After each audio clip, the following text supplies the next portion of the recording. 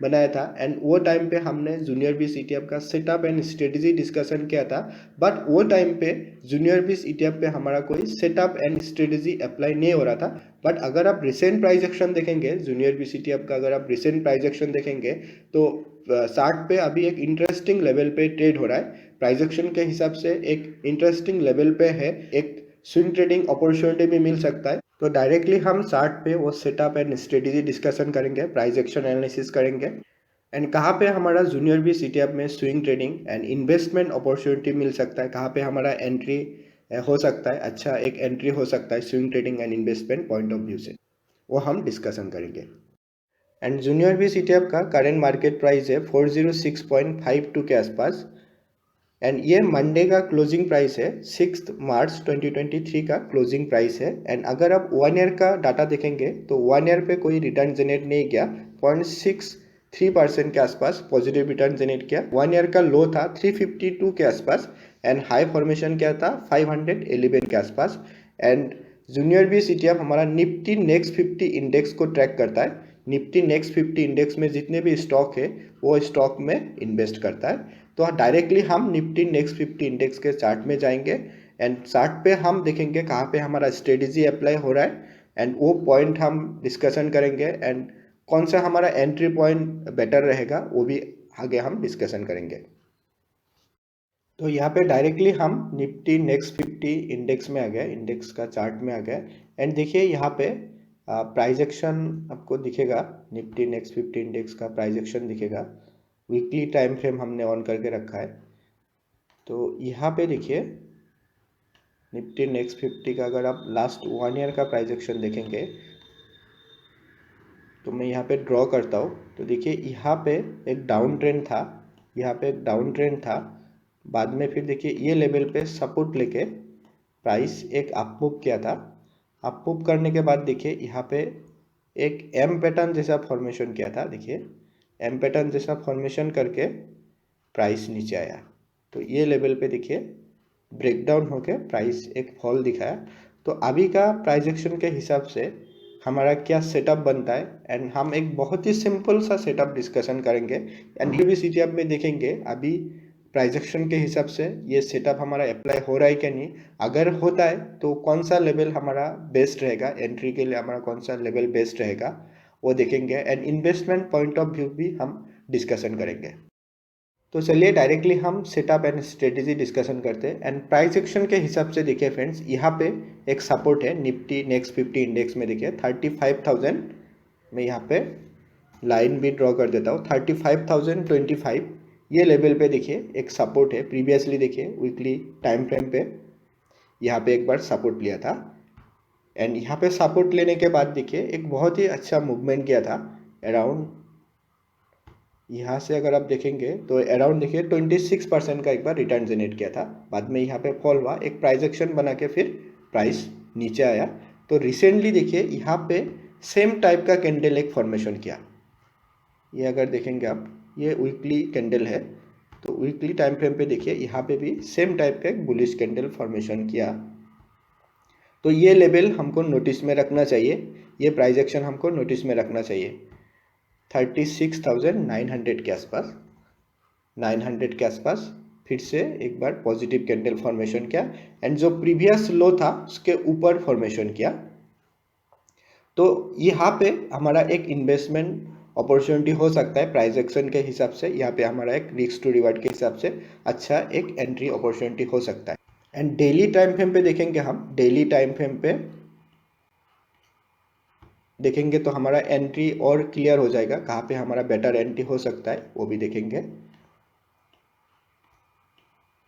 मैं यहाँ पे फिर से ड्रॉ करता हूँ। तो देखिए फ्रेंड्स यहाँ पे फॉल हुआ शॉर्टर टाइम फ्रेम पे, बाद में देखिए यहाँ पे एक अप मूव आया, प्राइस रिट्रेस हुआ, बाद में फिर से एक अप मूव कर रहा है। तो एक प्राइस एक्शन बना के प्राइस ऊपर जा रहा है। तो इमीडिएट बेसिस पे यहाँ पे देखिए यहाँ पे रेसिस्टेंस रहेगा, तो ये हमारा ब्रेकआउट लेवल है।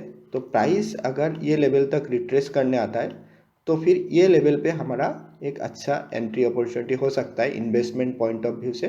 बट ये लेवल पे हमको एक पॉजिटिव कैंडल फॉर्म होना चाहिए एंड ये केस में देखिए रिस्क रहेगा हमारा, सिर्फ इतने पॉइंट का ही हमारा रिस्क रहेगा इन्वेस्टमेंट के हिसाब से। And investment point of view से अभी ये प्राइस थोड़ा डाउन में हमको मिल रहा है, क्योंकि लास्ट 1 ईयर का भी हमने रिटर्न दिखाया, तो लास्ट 1 ईयर पे कोई अच्छा रिटर्न जनरेट नहीं किया, पॉजिटिव रिटर्न जनरेट नहीं किया, तो यहाँ पे हम इन्वेस्टमेंट पॉइंट ऑफ व्यू से यहाँ पे हम पोजीशन बना सकते हैं। तो ये तो हो गया हमारा इन्वेस्टमेंट पॉइंट ऑफ व्यू। तो डायरेक्टली हम अभी सेटअप डिस्कशन करेंगे। फिर से हम वीकली टाइम फ्रेम पे जाएंगे एंड वीकली टाइम फ्रेम पे ही हमने जो सेटअप डिस्कशन करेंगे वो सेटअप हमने निफ्टी भी सीटीएफ में भी हमने डिस्कशन किया, बैंक भी सीटीएफ में भी डिस्कशन किया। तो सेटअप बहुत ही सिंपल है। तो देखिए यहाँ से आपको 50 ए में ऑन करना है, 50 exponential moving average line on करना है। तो ये वीकली टाइम फ्रेम पे ये हमारा 50 ए में लाइन आ गया एंड 50 ए में सेटअप के हिसाब से देखिए यहाँ पे हमारा सेटअप अप्लाई हुआ था। जब ये लाइन ब्रेकआउट होता है वो टाइम पे हमारा सेटअप अप्लाई होता है एंड सपोर्ट पे भी हमारा सेटअप अप्लाई होता है। तो यहाँ पे हुआ था, बाद में यहाँ पे होता है। तो यहाँ पे आपको एक चीज नोटिस में आएगा, क्योंकि प्राइस एक्शन के हिसाब से देखिए हमको थोड़ा डाउन में एंट्री मिल जाता है। बट अगर आप 50 ए में सेटअप फॉलो करते, 50 ए में सेटअप के हिसाब से अगर आप एंट्री बनाना चाहते तो आपका जो एंट्री रहता है वो थोड़ा ऊपर रहता है। जो बाइंग प्राइस रहता है तो वो हमको थोड़ा ऊपर बाई करना पड़ता है। बट ये हमारा स्विंग ट्रेडिंग के लिए ठीक है, बट इन्वेस्टमेंट के लिए देखिए आपका इतना पॉइंट मतलब ये हो जाता है, मिस हो जाता है, कैप्चर कर नहीं पाते आप इतना पॉइंट। सेटअप हमारा थोड़ा हायर प्राइस में होता है 50 ए के हिसाब से। बट अगर आप प्राइस एक्शन के हिसाब से जाएंगे तो आपका जो एंट्री है वो लोअर लेवल पे आपका एंट्री हो जाता है। बाद में देखिए यहाँ पे सेटअप अप्लाई हुआ था फ्रेंड्स, बट यहाँ पे हमारा स्टॉप लॉस हिट हुआ, स्टॉप लॉस हिट हुआ। स्विंग ट्रेडिंग के लिए यहाँ पे हमारा स्टॉप लॉस हिट हुआ, क्योंकि ये पॉइंट पे हमारा जनरली स्टॉप लॉस रहता है, जो ब्रेकआउट कैंडल रहता है, ब्रेकआउट कैंडल के लो पॉइंट पे हमारा स्टॉप लॉस रहता है। तो ये केस में हमारा स्टॉप लॉस हिट हुआ। एंड देखिए अभी प्राइस एक्शन के हिसाब से एक अच्छा प्राइस एक्शन दिख रहा है, बट 50 ए में लाइन के नीचे है। तो जो लोग इन्वेस्टमेंट करना चाहते हैं उनके लिए तो एक अच्छा अपॉर्चुनिटी दिख रहा है। बट स्विंग ट्रेडिंग जो लोग 50 ए में सेटअप फॉलो करता है उनके लिए देखिए अभी भी ये नहीं हो रहा है, सेटअप अप्लाई नहीं हो रहा है। तो प्राइस अगर थोड़ा टाइम ये लेवल पे कंसोलिडेशन करता है तो 50 ए में लाइन भी थोड़ा बैंड होगा, तो वो टाइम पे एक ब्रेकआउट का सीन हो सकता है, ऐसा लग रहा है। अगर ये लेवल सस्टेन होता है, ये जो लो फॉर्मेशन किया ये लेवल सस्टेन होना चाहिए। अगर ये लो ब्रेकडाउन होता है तो फिर हमारा जो इंडेक्स है ये थोड़ा डाउन ट्रेंड में रह सकता है। बट अभी का प्राइस एक्शन तो थोड़ा पॉजिटिव साइड में लग रहा है। तो ब्रेकआउट का आप वेट कर सकते हैं, या अगर आप इन्वेस्टमेंट पोजीशन बनाना चाहते हैं तो ये लेवल पे आप थोड़ा इन्वेस्टमेंट भी कर सकते हैं, स्विंग ट्रेडिंग भी कर सकते हैं। प्राइस एक्शन के हिसाब से आप स्विंग ट्रेडिंग पोजीशन भी बना सकते हैं। बट ये लेवल पे देखिए ये कैंडल के लो पॉइंट पे, जो यहाँ पे कैंडल फॉर्मेशन किया, ये कैंडल के लो पॉइंट पे आपको स्टॉप लॉस रहना चाहिए। एंड जूनियर भी सीटीएफ में भी हम देखेंगे वो लेवल वगैरह। पेज लोड हो रहा है। तो देखिए जूनियर भी सीटीएफ में अगर अभी आप एंट्री बनाते, स्विंग ट्रेडिंग पोजीशन बनाते या इन्वेस्टमेंट पोजीशन बनाते, इन्वेस्टमेंट के लिए तो स्टॉप लॉस का ज़रूरत नहीं है। बट अगर आप स्विंग ट्रेडिंग करते प्राइस एक्शन के हिसाब से तो 391 के जस्ट नीचे आपका स्टॉप लॉस रहना चाहिए। एंड वो हिसाब से आप टारगेट भी प्लान कर सकते हैं, 1:2 या 1:3 का आप टारगेट प्लान कर सकते हैं। तो ये तो हो गया जूनियर भी सीटीएफ का हमारा स्टॉप लॉस लेवल। तो एंट्री कौन सा प्राइस में बेटर रहेगा वो देखेंगे हम। तो उसके लिए फिर से हम यहाँ पे डेली टाइम फ्रेम पे आएंगे, डेली टाइम फ्रेम पे आएंगे।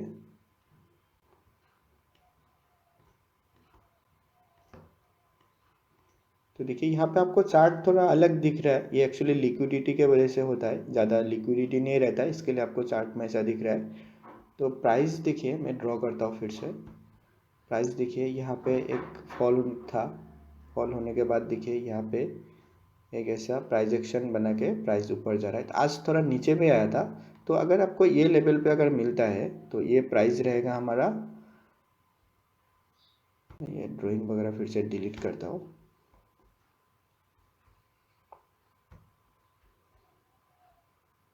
तो देखिए फ्रेंड्स, प्राइस अगर आपको ये लेवल पे अगर मिलता है 402 या 3 के आसपास अगर मिलता है, 403 के आसपास अगर आपको मिलता है, या 400 के आसपास तो और भी बेटर हो जाएगा।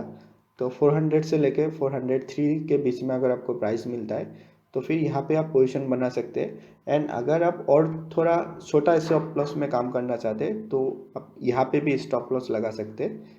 ये ज़्यादा ही छोटा हो जाएगा, तो ये लेवल पे आप स्टॉप लॉस लगा सकते हैं।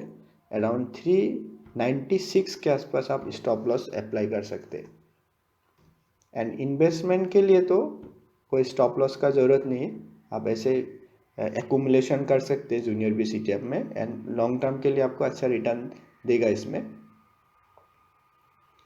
तो ये तो हो गया हमारा कंप्लीट सेटअप, स्ट्रेटेजी हमने डिस्कशन किया, एंट्री पॉइंट भी हमने डिस्कशन किया, swing trading point of view से, इन्वेस्टमेंट पॉइंट ऑफ व्यू से, दोनों हमने डिस्कशन किया। एंड ये आप नोटिस में रखिए, आपके वॉच लिस्ट में रखिए, क्योंकि यहाँ पे एक प्रोबेबिलिटी ऐसा लग रहा है कि सेटअप फॉर्मेशन जैसा हमको लग रहा है, तो ये आप नोटिस में रखिए। एंड जैसे आपके हिसाब से आपके रिस्क टू रिवार्ड के पॉइंट ऑफ व्यू से आता है, तो वो टाइम पे आप यहाँ पे एंट्री भी बना सकते हैं, इन्वेस्टमेंट पॉइंट ऑफ व्यू से भी बना सकते हैं, swing trading point of view से भी बना सकते हैं। तो ये आप एक नोटिस में रखिएगा।